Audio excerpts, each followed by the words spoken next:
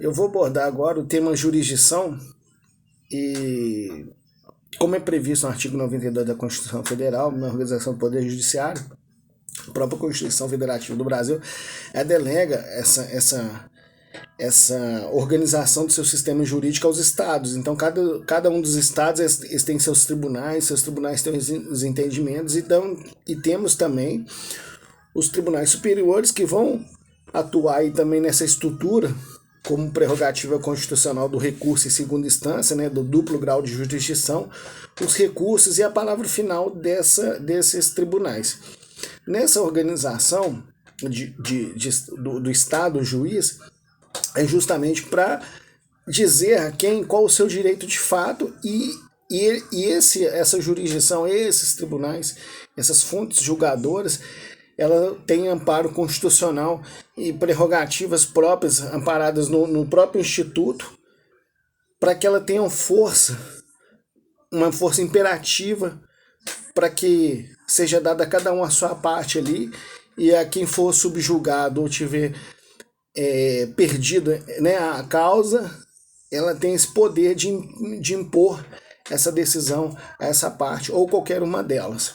Como define o autor Luiz Rodrigues Vanbier, ele define jurisdição no seguinte termo: atividade estatal revestida de imperatividade, que tem como escopo própria a atuação do ordenamento jurídico. Aí é o direito compreendido na sua integralidade.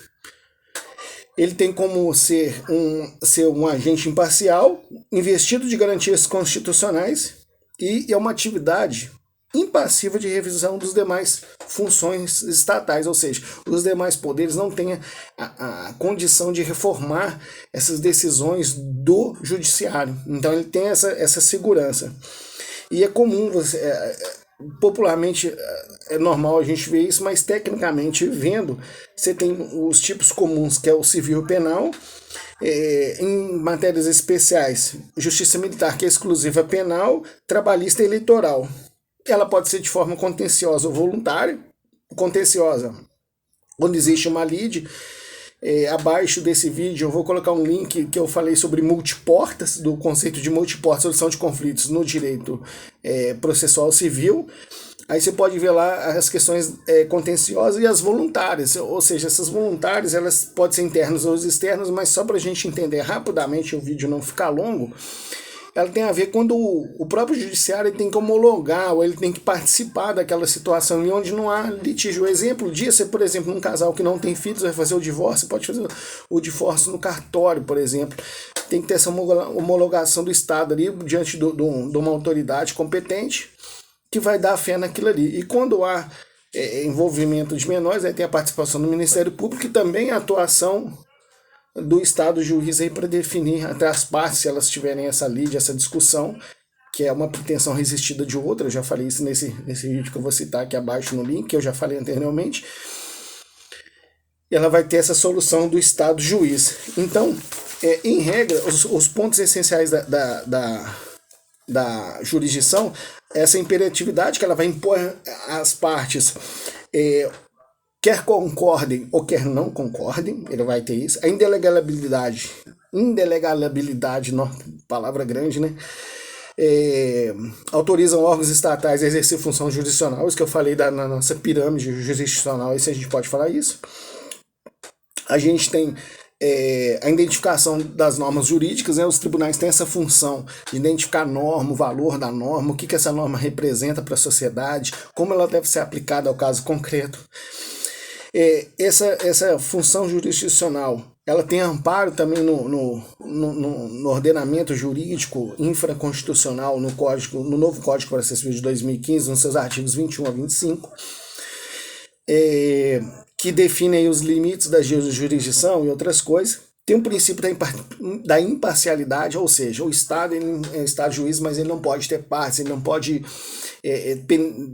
pender para alguma opinião, alguma ideologia ou algum partido político, ou não, ele é imparcial, né? E a gente vê as garantias constitucionais no artigo 93, 95, 96 da Constituição, sobre os juízes, né? Enfim, a gente vê aí nesse sistema constitucional a imovibilidade do juiz, o que garante que essa jurisdição seja competente e tenha esse poder, porque um juiz não pode ser movido de um lado para o outro a bel prazer, então ele é o princípio do juiz natural, também previsto no artigo 5º da Constituição Federal, no seu inciso 35, isso, correto. Tem o princípio da inércia, que é previsto no novo Código de Processo Civil também, ou seja, a jurisdição do Estado, o juiz, ele tem que ser provocado, ele não age por si só, por impulso, ou que é chamado também de ofício. E tem um ponto interessante que é marcado no Instituto da Jurisdição, que é a imutabilidade da reserva. Imutabilidade é a reserva de sentença, é o nome que se dá juridicamente, é isso. O que vem a ser isso? A coisa julgada, ela não pode ser reformada, como eu disse anterior, não pode sofrer interferências das outras partes. Então, uma vez julgada aquela situação pacificada, aquilo, como a gente já viu até em súmulas vinculantes, aquilo se torna lei. Se torna um entendimento pacificado ali para resolver nossos conflitos de sociedade, né? E quando a gente fala em jurisdição, se a gente vê na evolução histórica dela, ela foi necessária. Eu falei isso no Multiportas, no vídeo de Multiportas. As pessoas se gladiavam ali e resolviam as coisas a bel prazer, o que é vedado pela Constituição no artigo 345 do Código Penal. Exercício arbitrário das próprias vontades é vedado. Então, pelo amor de Deus, não é para fazer justiça com as próprias mãos. Existe o judiciário justamente para legitimar esse direito ali da pessoa que teve esse entendimento que a parte foi perdida.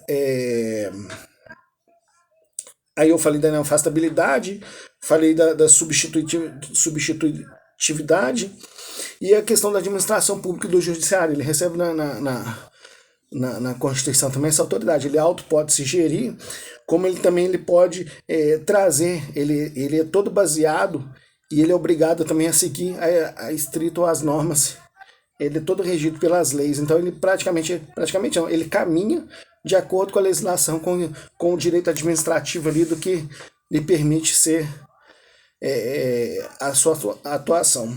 Então esse é o princípio, os pontos essenciais aí da jurisdição, né? Atividades sancionatórias ou não, que vai sancionar ou não. Esse princípio, eu abordei esse princípio da separação dos poderes, e esse poder do Estado juiz mesmo de administrar esses conflitos, né? E é isso, espero ter contribuído. Muito obrigado.